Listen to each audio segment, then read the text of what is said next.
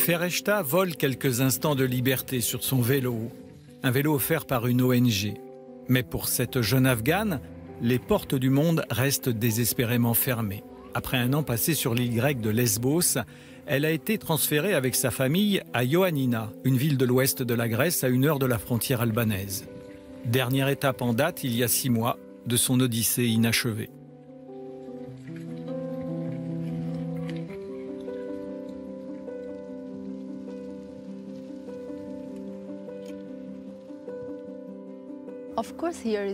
Bien sûr, la vie est moins dure ici qu'au camp de Moria. En termes de dureté, aucun endroit n'est comparable à Moria. Fereshta a vécu 1 an et demi dans le camp surpeuplé de Moria, qu'elle avait pu quitter peu avant qu'il ne soit ravagé par un immense incendie en septembre 2020.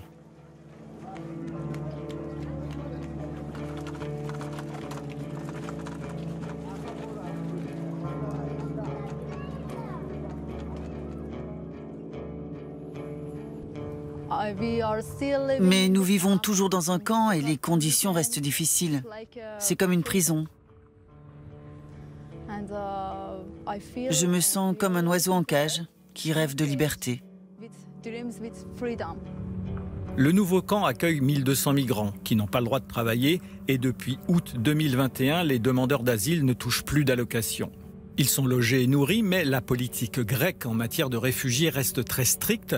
Le gouvernement interdit l'entrée du camp aux observateurs étrangers et prévoit même bientôt de l'entourer d'un mur. Et ils veulent encore durcir les règles pour les réfugiés. Ils veulent nous fixer des horaires d'entrée et de sortie.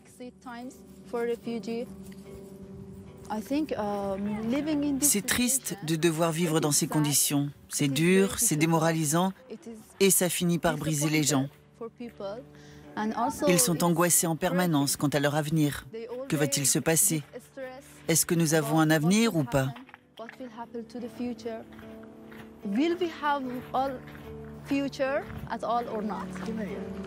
Les réfugiés n'ont aucun contact avec la population locale et seule la solidarité au sein du cercle familial maintient l'espoir.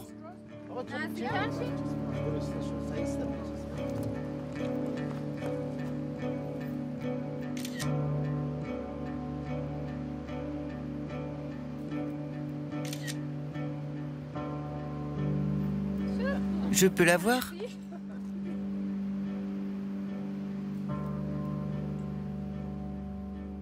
Pour seul refuge, tous ces demandeurs d'asile ont trouvé le hall d'une usine désaffectée située à 500 mètres du camp. Dans le camp, la plupart des gens souffrent de dépression. Tout ce qu'ils veulent, c'est trouver une occupation pour tuer le temps, pour oublier leurs problèmes.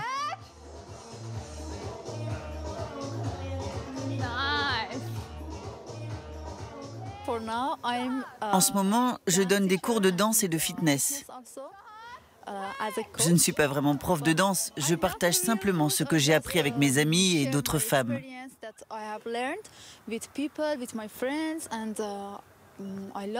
J'aime le sport, j'aime m'amuser avec les gens et avec mes amis. Et je continuerai à faire du sport, parce que j'ai envie de progresser.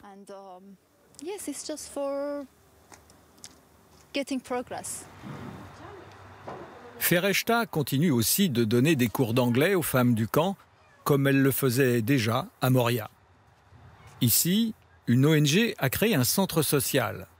Au menu, cours de langue et d'informatique, mais aussi des ateliers de couture, de réparation de vélos et de menuiserie. Le projet est financé par des dons et dirigé depuis 5 ans par Mimi Apig.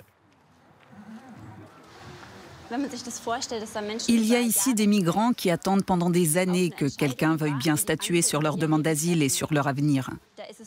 Dans ce contexte, je trouve assez admirable que ces gens trouvent jour après jour l'énergie de se lever, de faire leur toilette, de préparer le petit déjeuner, de réveiller leurs enfants et d'essayer de passer leur journée de manière constructive.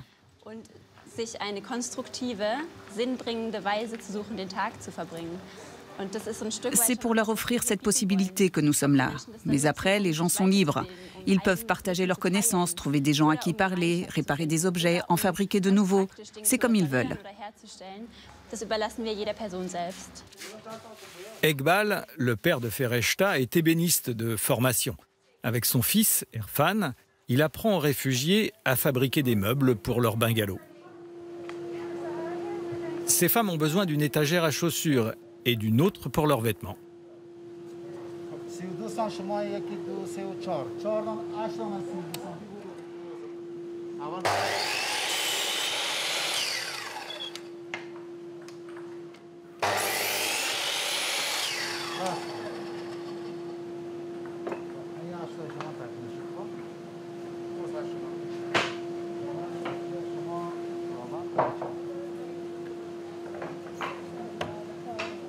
Erfan, le frère de Fereshta, caresse un rêve, c'est de devenir informaticien ou bien designer automobile. Si je ne trouve rien d'autre, je deviendrai ébéniste. Dans notre famille, on l'est de père en fils et je m'y connais bien. Donc si je ne trouve pas autre chose, je ferai ça. C'est un très bon métier. Je ne trouverai pas de travail ici. Déjà pour les Grecs, il n'y a pratiquement rien. À la limite, je pourrais faire travailleur journalier dans l'agriculture. Mais pour l'instant, il est bénévole, car de toute façon, les autorités grecques n'accordent pas de permis de travail aux demandeurs d'asile.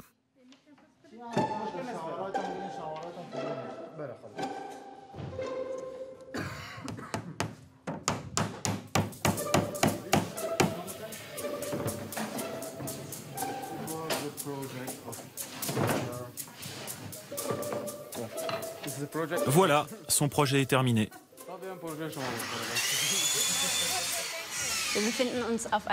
Nous sommes en Europe, dans un des continents le plus riche du monde. Ce n'est pas par manque de moyens que nous logeons ces gens dans des tentes, des conteneurs ou des camps. Nous avons assez d'infrastructures, assez de logements vacants. Nous avons les moyens d'intégrer ces gens. Or, nous ne les intégrons pas. Les conditions dans lesquelles ils sont logés relèvent d'une décision politique. C'est une volonté politique. Et pour moi, c'est le signe d'un grand manque de solidarité. Ce qu'on appelle souvent la crise des réfugiés est en fait une crise des valeurs européennes. Des valeurs comme la liberté, l'égalité, la solidarité. C'est pour faire vivre ces valeurs que nous sommes ici. La famille de Fereshta vit dans un 2 pièces. Le salon, avec sa télévision en panne, fait aussi office de chambre à coucher pour les parents. Depuis le mois d'août 2020, ils ne touchent plus leurs 200 € d'allocation mensuelle et l'argent des économies est épuisé. Alors, ils s'habillent grâce aux dons.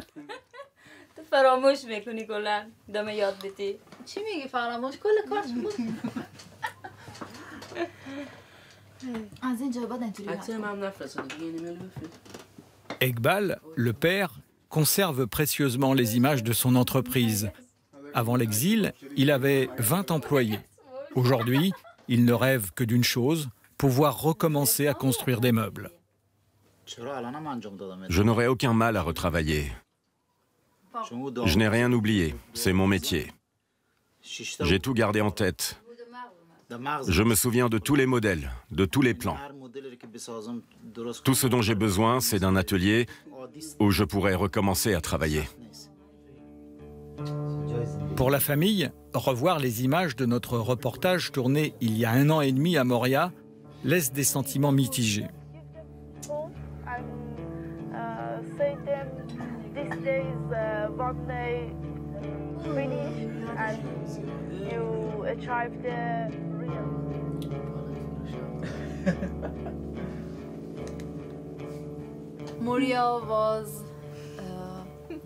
Le camp de Moria était très dur. Ici, c'est mieux, mais ça reste dur.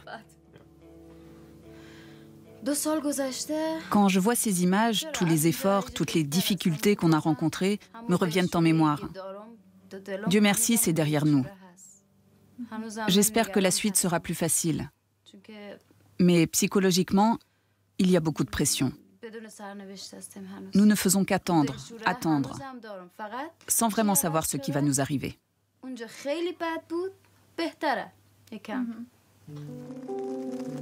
Les parents de Fereshta voulaient offrir une vie meilleure à leurs enfants, mais aujourd'hui, il leur arrive de regretter d'avoir choisi l'exil. Voilà presque 2 ans qu'ils attendent une décision des autorités grecques. Si leur demande d'asile est acceptée, ils pourront rester dans l'Union européenne, Dans le cas contraire, ils risquent d'être renvoyés en Turquie, le pays d'où ils sont partis pour l'Europe à bord d'un canot pneumatique.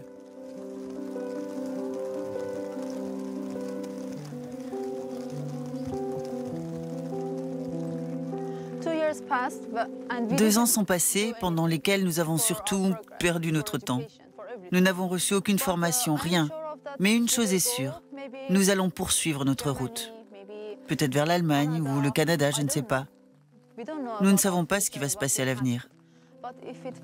Si notre demande d'asile est refusée, nous reprendrons la route par nos propres moyens. Nous serons de nouveau obligés de faire appel à des passeurs. Mais un refus serait un échec terrible. Moralement, ce serait très dur. Mais nous continuerons à avancer, quoi qu'il arrive. Nous n'avons pas d'autre choix si nous voulons sauver nos vies. Fereshta a peur de l'avenir, mais elle n'en parlera pas devant la caméra. Elle a autre chose à dire, quelque chose qui lui tient à cœur. J'espère qu'un jour, tous les réfugiés n'auront plus à supporter toute cette incertitude et qu'ils pourront vivre sereinement, avec un vrai sentiment de paix, comme des gens normaux.